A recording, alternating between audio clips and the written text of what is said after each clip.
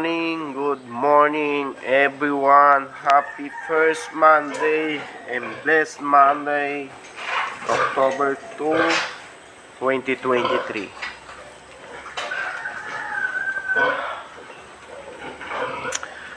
Napapansin niyo po ang ating mga biik. Ayan, wala sila sa brooding light. Natutulog sila. Ito po yung example. Ang mga biik natin ay nasa tamang temperatura dahil hindi sila nagpapatong-patong. Pag kasi po nagpatong-patong ang mga biik niyan, maaring ang temperatura ay napakababa, nilalamig sila, at maaring pagsimula ng pagtatain ng mga biik pag sila ay nilamig, wala sa tamang temperatura. Kita niyo naman po ang healthy ng ating mga biik. Kailangan po talaga ma-maintain natin ang temperatura sa ating mga biik para sa ganun maiwasan ang bakterya o pagtatain ng kanilang paglaki. Kasi po pag nag-umpisa ang pagtatae sa ating mga biik,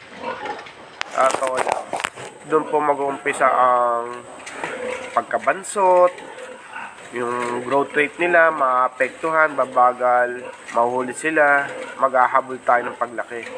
Kaya kung nakikita nyo, napaka-healthy ng ating mga biik dahil na-maintain natin ang temperatura nito, kulungan nila.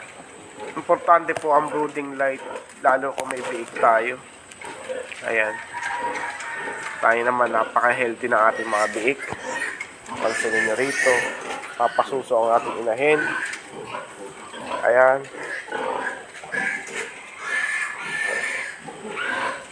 papasuso ang ating inahin.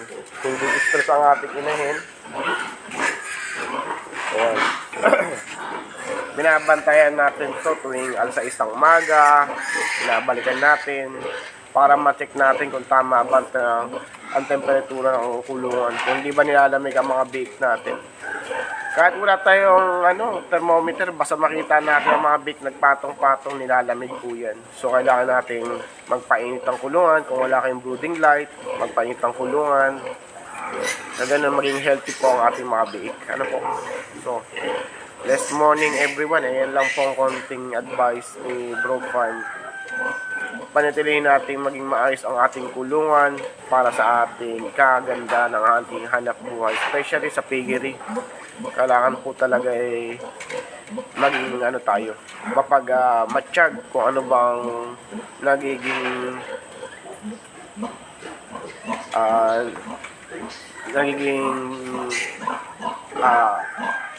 galaw ng ating mga alaga. Ayan. Good morning, Sir Jun. Tara natin, alat tayo dito isang female. Kita nyo naman ang gatas, lakas. Isa lang ang female. Dito, 7 ang female. Napakaganda. Dito, half naman po ang female. Kita nyo naman size ng ating mga biik. Second day nila ngayon, pero ang ganda ng size ng biik ko. Genetics and management po ang kakaganda ng ating mga baboy. Ayan po importante yung genetics, management. Sa pagiging breeder po, kasi pagiging breeder ko o how many years, hindi lang sa baboy pati sa manok, ang morning sir, ang pinagpokusan ko po talaga is breeding. Hindi po ako talaga interesado sa fattening before. Baka next year pa ako mag-fattening. Morning sir. Ito ang ating mga paanak for before end of November. Nagpaanak tayo ng 3 inahin. Kaso medyo alat ako sa JP na large wife. Isa female. Ang daming anak, isa female, 14 yan. Isa babae. Alat. Dito naman sa landrace, half-half. 6 na babae, 6 na lalaki. Magaganda ang size. Tapos dito sa production natin ng F1, meron tayong stillbird eh. Tatlo ang stillbird. Ang anak nito ay 13. Ang stillbird, tatlo.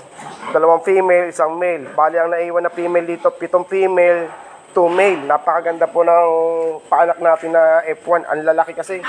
Maaga na putol yung pusod nila eh. Paglabas ay putol na yung pusod. Sa pagpapakaya.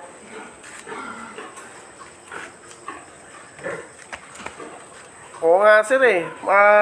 F1 talaga, ang ganda ng production ng F1. Pag babae ang hahanapin mo sa F1, napakaganda. Pero sa pure breed, nako, ang hirap magpalabas ng babae. Katulad dito. Pero itong Landrace na to sir, napakaganda nito. Talagang ganito to magbigay eh. Even the first parity niya, hindi nababa ng 12 to. Laging 12. Pinakamataas nitong parity nito is 14. Lagi ang ano nito, half-half ang lagi ang mga anak. Pa may nakikita akong magandang board dun, no. Magandang katawan na agad, biik pa lang, napakaganda ng katawan na yun. Magandang katawan. Bilugan na talaga. Dito, kung select din ako ng board dito, sir, eh. For AI production na rin. Doon sa F1, sir, siguro hindi ako maglalabas kasi for next year, may target akong partner. Magpa-partner ako for next year. Kailangan ko tayo mag-produce ng F1 for next year production. Abangan natin ang production ng Bro Farm pagdating sa partner. Pakita natin, iba ang may genetics at management pag pinagsama yan. Abangan nyo po ang partner ng Bro Farm for next year. Kung gaano kaganda ang ilalabas ng Bro Farm. Kung pigi lang hahanapin natin, papakitaan natin sila ng hindi pigi, quality meat. Hindi lang po sa pork pigi lang ay quality ng ating baboy. Hinahanap din po yan, syempre, texture ng karne, gaano kapula ang karne, ayun din po ang hinahanap yan. Syempre, yung iba, puro pigi ang hinahanap. Mapigi nga po ang ating mga baboy. Ang problema, yung timbang naman po. Sa sobrang daming crossbreed na ginagawa ng ating mga kasamahan, ay nakaka-apektuhan po ang growth rate ng ating mga baboy. Sana po sa mga nagbebenta ng boar, huwag nyo sa multiple cross ang binibenta nyong boar. Kasi pag multiple cross po ang boar na binibenta nyo, apektado po ang size ng mga biik. Babagal din po ang growth rate nila. Kaya nga meron po tayong scientific na po yung ginagamit natin eh. Science na yan eh. Ang tamang crossbreeding po ay pagganda ng mga baboy. Kung multiple nating cross yan, ay walang mangyayari po sa ating baboy. Maapektuhan pa rin ang growth rate ng mga yan. Yung sabi natin food conversion, feeds conversion, FCR niya, tapos ADG niya, maapektuhan yun. Kaya hindi po dapat tayo nag-multiple cross. Tapos ibibenta natin, porque gumanda ang pigi, pwede na siya gawing barako. Siyempre po, ang hanapin po natin, kung maganda ang growth rate ng ating baboy. Hindi basta tayo nakapagawa ng barako, pwede na. Hindi po yung gano'n. Hindi nakita lang natin ng magandang pigi po to. Pero ang bagal naman ang growth rate niya. Hindi naman pwede yun. Kailangan titingnan nyo lagi yung growth rate ng baboy. Especially sa bake pa lang, tinitingnan po yan. Tinitingnan na rin po yan kung maganda ang laki ng biik mula, paglaki ng baboy mula sa pagkabiik. Siyempre, pipiliin natin dyan yung feed efficiency niya, kung gaano siya kalakas kumain, isa rin yun. Tinitingnan natin kung magana ba siya kumain, tapos titimbangin natin siya sa feed conversion natin, kung gaano kalaki ang nilalaki nila sa ganong kinain. Ganon po dapat.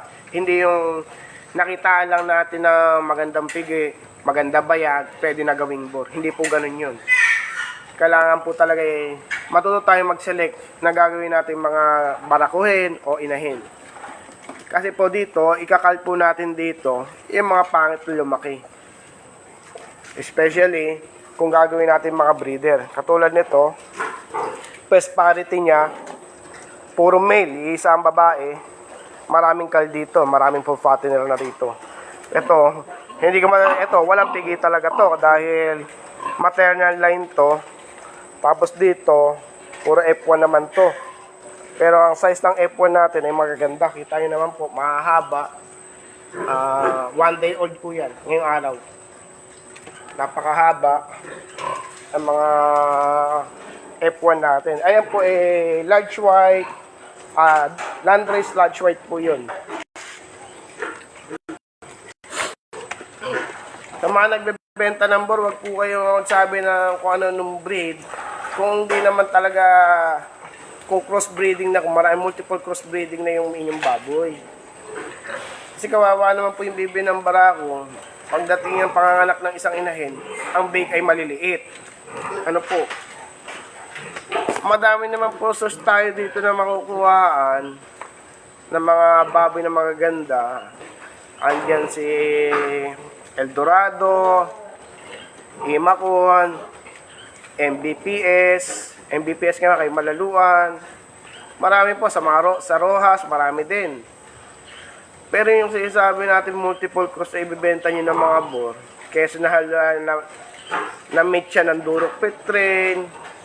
Meron pa daw nagbenta ng na Yorkshire, pure Yorkshire daw. Alam ko lang po dito sa Mindoro, iisa lang may original na Yorkshire dito. Si Malaluan, si Consing. May nag-message po sa akin na isang client, "Sir, pure Yorkshire ba po itong nabili ko sa isang breeder farm?" Sabi ko, hindi ko po masasagot kasi ang alam kong may Yorkshire lang dito na original ay kay Konsehal Malaluan. Paano po naging pure breed yan? Saan siya kumuha ng boar? Ibig sabihin po na peke siya doon. Kasi wala naman pong ibang Yorkshire dito kundi kay Konsi Malaluan. O saan niya imimate yung kung binili niya ang sow kay Konsi, saan niya imimate na boar yun? Ayun po yung isang katunayan na dinadaya nyo ang breeding nyo. Niloloko nyo ang mga nabili sa inyo. Hindi pwede yung ganun. Ipakita nyo lagi yung totoo kasi kawawa ang farmer namumuhunan yan sa mahal ng baboy na ibibenta. Tapos dadayain nyo yung pedigree. Kaya the best thing dyan, i-attach nyo po yung pedigree ng mga parent stocks nyo na katunayan. Doon ang galing ng ang mga biik sa lahi na yun. Hindi yung dadayain nyo, Yorkshire, pure. Hindi naman po pwede yung ganun. Kawawa ang racer. Wala naman pure Yorkshire dito na iba, kundi kay Consil Malaluan. Tapos sasabihin nyo, pure Yorkshire yung sa inyo. Saan nyo kinuha yung boar? Naglolokohan po, niloloko nyo po sarili nyo pati. Hindi nyo niloloko ibang tao, pati sarili nyo, niloloko nyo, pinapaniwala nyo sa sarili nyo na pure yung binibenta nyo. Sarili nyo po ang dinadaya nyo pagdating ng araw, kayo din maloloko sa breeding. Hindi po dapat ganun. Kailangan matuto tayo sumunod sa tamang breeding para maging successful tayo sa breeding, sa pagiging breeder natin, kung pumapasok tayo ng pagiging breeder. Hindi nyo kailangan dayain ang sarili nyo para magkaroon ng pure. Sa mga nagbebenta naman ng mga pure-purean dyan, madaling sabihin na pure. Pero kailangan natin, syempre, kung tayo magbebenta, ipakita natin ang pedigree ng ating parent stock, kung saan talaga nang galing. Kasi kailangan yun para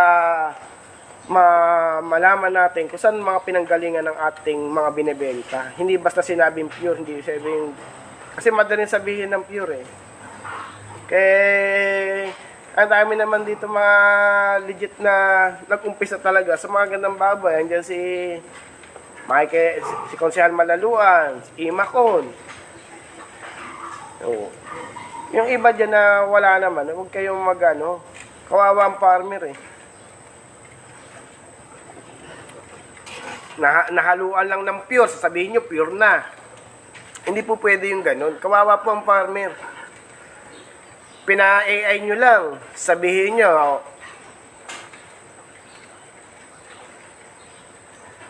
sir, after parity po, pag unang labas po ng biik, nagtutulok na po tayo ng gamot. Nag-antibiotic na po tayo. Bago pa lumabas ang pangalawang biik, nagbibigay na po tayo ng antibiotic. Sa ganun pa man ay maiwasan po natin ang pagkalagnat o infeksyon ng ating inahin. Uunahan na po natin kaysa unahan tayo ng bakterya. The first day naman po, 1 day old ng biik, nagtuturok na po tayo ng Endro sa B-complex. May sinusunod po akong program. Dati kasi ang program ko medyo marami. Medyo marami ang tinuturo ko before. Meron akong day 1, day 3, day 7, day 12, and day 30. Ngayon po, ang tinuturo ko nila ngayon ay 3 beses na lang sa loob ng isang buwan. Ano po? Day 1, day 3, and day 30 po. Ito po ang ating gamot. Ito po ang antibiotic natin sa ating inahin. Ito po ang gamot natin.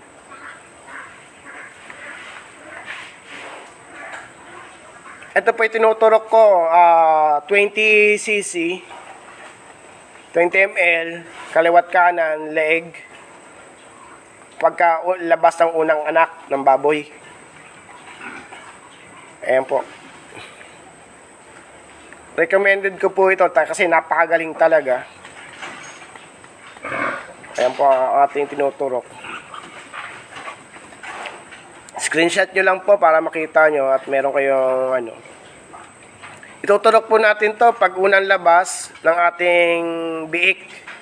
Sa ganun maunahan natin yung bakteryang pumasok sa inahin. Hindi yung after mga anak, pumasok na si bakterya, saka pa tayo magtuturok. Hindi natin ano yun. Kailangan talaga, paglabas mo ng biik, turok tayo antibiotic para iwas lagnat, iwas bakterya. Meron agad siyang panlaban, hindi lalagnatin. Isang beses lang po to, sir. Isang beses lang po to. Meron din tayong binibigay na withdrawal after 24 hours na panganganak. Ensafrost. Tuturuan po natin ng Ensafrost ang ating inahin after 24 hours. Ano po? Withdrawal po yun. Kaya po tayo nag-withdrawal para maging malinis ang loob ng inahin. Yung mga inunan, kung may natira-tirang dugo-dugo sa loob, mailabas niya po. Ngayon po, pagturok ng Ensafrost, minsan hindi nakain ng inahin, okay lang po yun. Kasi humihilab po ang tiyan nun ng inahin kaya hindi siya kumakain. Pero the good things yun, paglabas siya ng ng mga natitira sa loob, especially meron kasi ang inahin natin pag nanganganak, di ba, may lumalabas ng mga puti, parang discharge, ilalabas niya po yung lahat yun. Ngayon, nalilinis yung niya, yung loob ng tiyan niya. Kaya naiiwasan po yun na infection sa ating mga inahin pagdating ng niya ulit, paglalandi. Ano po? Ngayon, pagka walay naman po natin ng inahin, magtuturok po tayo ng 2 ml na iron dextran. Sa leg po, before walay, tapos burga tayo, before walay, pupurgahin na po natin ang inahin natin. Kunyari, 30 days, 28 days, purga po tayo ng ating inahin. Purgahin natin kung iwawalay siya natin 2 days. Sa ganun man, walang maipasa,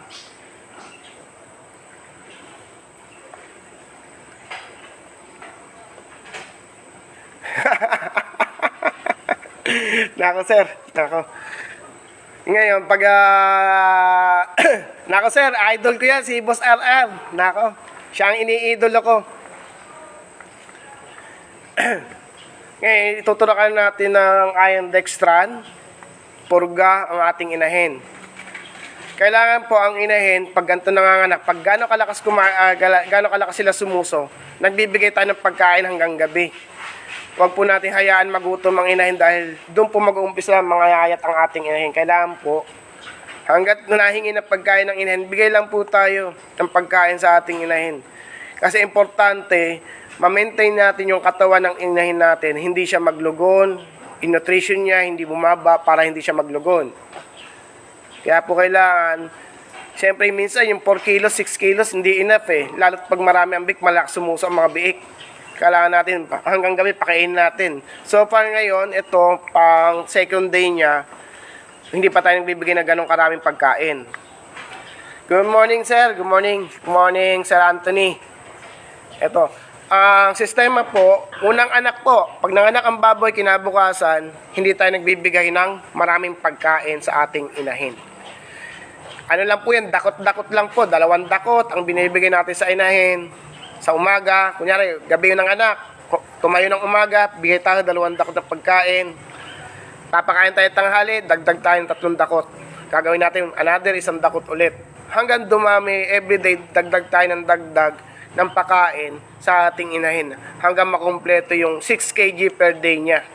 Minsan nga po, ang 6 kg hindi enough dahil nga sa dami ng biik na pinapasuso at malakas sumuso yung mga biik, ay nagdadagdag pa tayo na the batch of feed sa kanya. Para sa ganun pa man, ang ating inahin ay hindi mangayayat at pagwalay natin, nasa magandang kondisyon ang katawan ng inahin. Hindi tayo mahirapan mag-recovery. Doon po kasi tayo nahihirapan yung recovery ng ating inahin. Payat na. Kaya minsan hindi naglalandi ang ating inahin dahil yung nutrition niya masyadong mababa. Hindi kondisyon ng inahin.